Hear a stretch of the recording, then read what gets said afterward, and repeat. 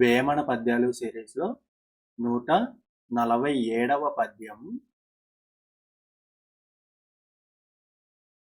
హాని చేత గల్గు నధిక దుఃఖంబులు, హాని చేత దప్పు నరయ సుఖము,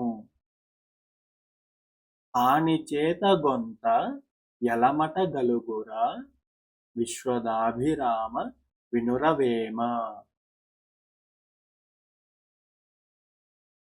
మరొకసారి.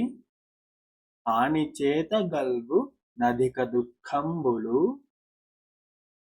హాని చేత దప్పు నరయ సుఖము, హాని చేత గొంత యలమట గలుగురా, విశ్వదాభిరామ వినురవేమ.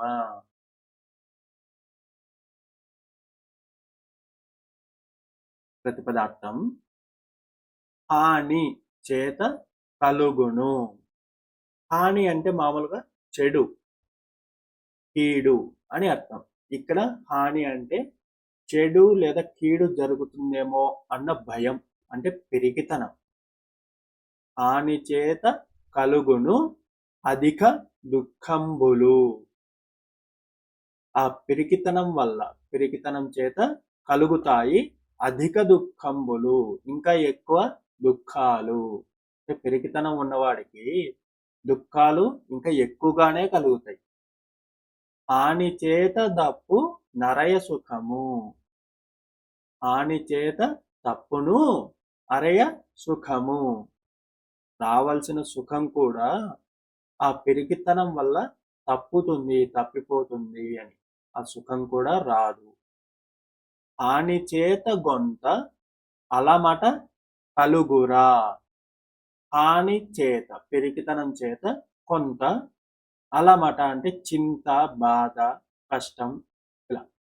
కలుగురా, హాని చేత అంటే పిరికితనం వల్ల కొంత కష్టం కూడా కలుగుతుంది.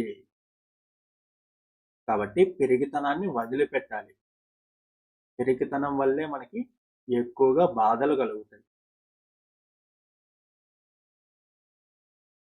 భావం.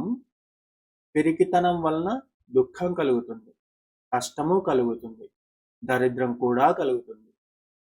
పిరికితనం వల్ల మనిషి సాధించగలిగేది ఏదీ లేదు. కావున పిరికితనాన్ని వీడి ధైర్యం కలిగి ఉండాలి.